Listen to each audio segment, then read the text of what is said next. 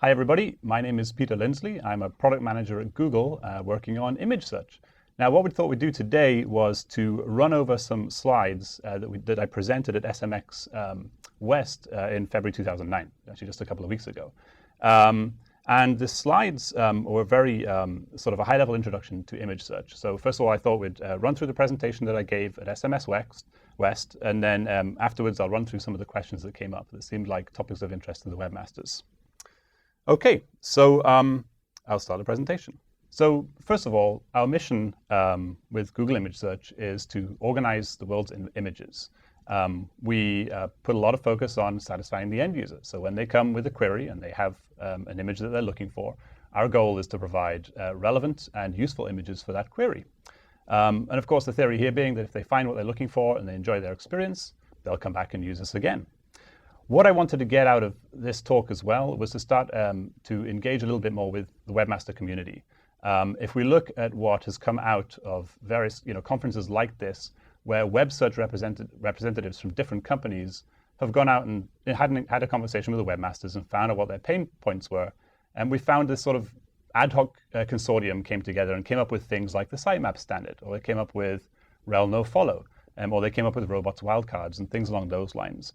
So one of our hopes in image search is that we can try and start this dialogue and find out what sort of pain points you guys might have as webmasters, where we, at the likes of Google and also other search engine companies, can try and come together and try and enhance the end user experience by finding easier ways for you guys to get your images both indexed and ranked.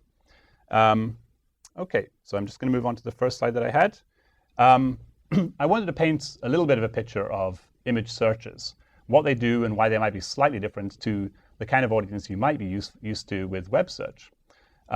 First of all, image search appears in a lot of places beyond images.google.com.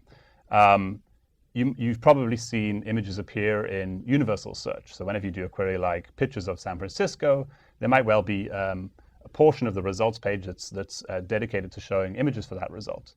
And the theory here is very much in line with our goal at image search, which is that we're going to show you those results when we believe they're very useful and informative and relevant to the query. Images also appear in other places, like on maps. You might have seen a little row of images in maps, which come from our panoramio.com property, which is a really cool product if you haven't seen it before. So images appear everywhere across all of our properties, and we're really just trying to align it with when they match the user intent or they enhance the user experience. Image searches also have a very unique search behavior. They're very different animals to web searches. If you think about the paradigm, when they do a query, it's not so much about what's the first result. We don't really have this sort of I'm feeling lucky paradigm. It's more about saying, here's a query, well, here's 20 images that you might like. And users can consume those images in a heartbeat. And if the image they happen to like is at the bottom left-hand corner or the bottom right-hand corner, then so be it. They'll see that. There'll be something about that image that attracts them, and they'll click through. The other thing they do is they search a lot of images. So there's a lot of next paging going on. They'll go very deep looking for the image that they like.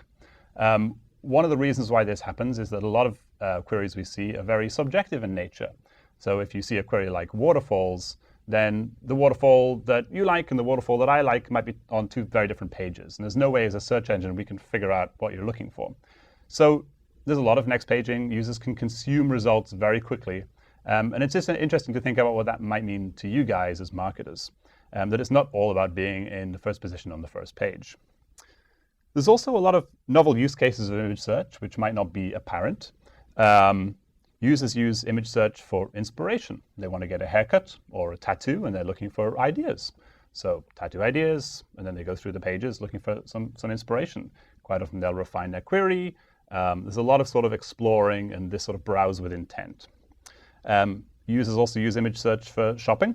They use it for research, health queries, or sometimes they just use it just to kill time, just for the fun of it. And another really interesting use case that we've seen is using image search as a visual dictionary. So there's a Googler in Germany who's learning German, and if he hears a noun or a word that he's not too sure what it is, he'll type it in, and he knows exactly what the word means, even though he doesn't look it up in a text dictionary. OK, so this is a slide on how does image search work. Simply put, as a webmaster, you'll see Googlebot come along and download the HTML as normal. Then what happens is we pass through your page and we look for references to images. And typically references to images can come in one of two forms. It's either an href, where you're linking to an image directly, or it's an inlined image in an image source tag. Then what happens is we come along and crawl the images and then go through this process of classifying it. Now, what we're trying to do here is to figure out how to bucketize this image correctly. And one classification we do is to work out if it's a photograph or not. Another one might be, does it contain a face? Other buckets might be things like, is it line art? Is it black and white? Or is it an unsavory image that we want to put under safe search, only show when safe search is disabled? So this sort of classification goes on. And the reason we do that is we found that image searchers really like to slice and dice their results. They like to do a query and look at it and say, well, these images are sort of nice, but I really wanted to see just images with faces in them. So if you've seen across the top of the results page, there's a blue bar which contains some drop-downs where you can actually filter the results down to just photographs or just faces or just line art and so on and so forth. And these filters tend to get used quite heavily. So we like to try and bucketize things off so that they're shown in a more relevant context. Finally, of course, the images are indexed. And that's where we scroll them away and we have an index of the image with all the text that we associate with it, with that particular image. Another part of this process is about identifying the duplicates. So if you think about the way images are typically deployed online, you might put an image up and a particular page will refer to it. Another page might refer to it. You might have other pages on your site that refer to it. Every now and again, an image will get copied, and maybe it gets copied as is, or maybe it gets transformed ever so slightly. But as far as the user is concerned, it's still very much the same image. So the next process we go through is one of trying to cluster all of the very similar or identical images and try and treat them as one.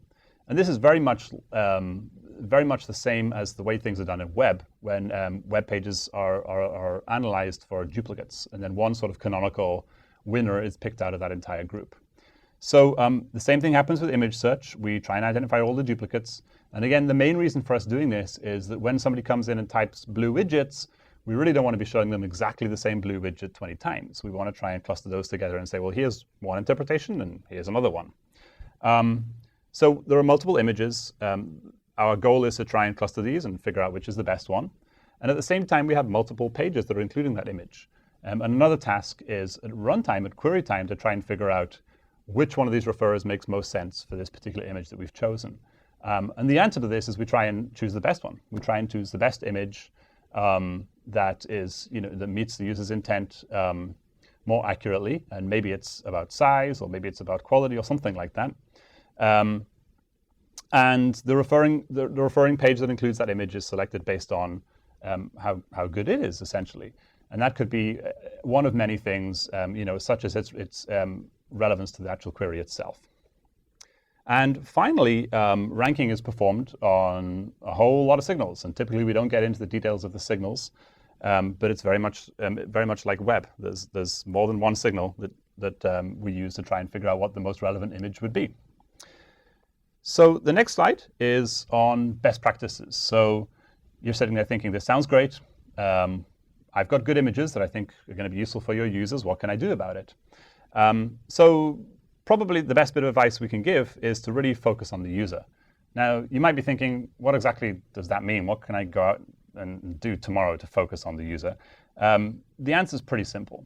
If you think of a user that comes to Google image search and what they might be looking for, and if we take one use case, such as coloring pages, maybe they're looking for a site that has a lot of coloring pages, and they choose to use image search to get there, then the first thing they're going to do is come along and type in coloring pages, and they're going to look at the results, and maybe they see something they like, maybe they don't. They might hit next page a few times, and all of a sudden one image will catch their eye, and they like it for some reason. And maybe it's just the quality of the image itself, or maybe it's the snippet. Maybe there's something about the size or the host name that sort of draws their attention. Maybe it's coloringpages.com. I know that site. I'm going to click through. I trust it. Then they land up on your page. And the question is, well, what sort of experience are you immersing them into? What sort of experience are they getting now that they've come to your page, given that they were looking for coloring pages? Do they see the coloring page they just clicked on above the fold? Is it large enough? It's one thing to send people to a coloring page where you show them very small thumbnails, and there's another thing to say, well, this is what you've just clicked on. Here it is. Here's some descriptive text. Here are some related pictures. Here's some comments from users and ratings and all sorts of things. So it's really about immersing the user into a very image-centric experience. And these are the kinds of landing pages and the kind of images we've observed that our users tend to like. And again, our intent is to try and match up the intent with the end user. So focus on the user. High-quality images are always good. If you're taking photographs to put in your site, go and buy a digital SLR. Learn how to use it. Get a good lens. Take really nice, high-quality pictures. You don't necessarily have to take up the whole screen with the photograph or the image, but just large enough is usually what users like. Above the fold and plenty of descriptive text. Fundamentally, the impetus to all of image search is a text query. And the extent to which you have a lot of descriptive text that's on topic and talks about what's in the image. Maybe you want to expose EXIF data. Maybe it talks about where the image was taken. Maybe it has a nice title across the top.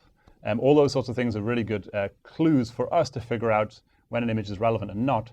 But more importantly, it's useful for the end user. They can read the description, read the caption, and learn a lot more about the image. The last slide, I talk about resources. We have Webmaster Help Centers where you can go and read a lot more about image search. And we also have forums where you can post questions about image search. And we really, really encourage webmasters to come to these forums and post all of their questions or concerns. And we monitor these very closely, and we pick up these concerns, and we'll take a look at them. There's also a web search help and forum for end users. So if you're an end user of image search and you have questions, you can leave them there. And the other thing is to monitor the Google official blog, because that's where we typically put out announcements of new features and changes and news and what have you, specifically around image search. So that was the end of my presentation that I gave at SMX in a nutshell. So at the end of the presentation, we had Q&A. And I wanted to pick up on a couple of questions that came up during that time. So the first question was, hey, you guys mentioned large images are a good best practice. But I have a concern with that because I don't want to load up the really, really large version of the image that I have because it takes the page a whole lot of time to load up. So how do I balance the, how do I manage the trade-off there? So I think the answer to this question is just to show an image that's large enough. Typically, 2/3 of the screen is maybe one sort of rule of thumb. But the point here being that users tend to like, to actually be able to see the image as opposed to it being a very small thumbnail. And a good way to get around this, to sort of, allow users to see the larger version if they wanted to, is to turn your image into a link to either the large image itself or another HTML page that includes a larger version of the image. Ultimately, nobody really wants to see an image that's larger than the browser size. So another question that came up was about analytics. And somebody was saying, hey, can I get analytics information from traffic that's coming from image search? The answer is absolutely. In the referrer string that we send across, or the browser sends across, both the query that ranked the image plus the image itself is sent in that string. So one slight difference with image search, of course, is that we're not necessarily sending people to your page as much as we're sending people to your image on the page. And there could, of course, be more than one image. So by passing apart the referrer string, you should be able to get all the analytics you need to know, what query sent the user there and what image sent the user there. So that about wraps it up. I hope you found this useful. By all means, drop all of your questions in Webmaster Help forums, and we'll swing by and take a look. Thanks.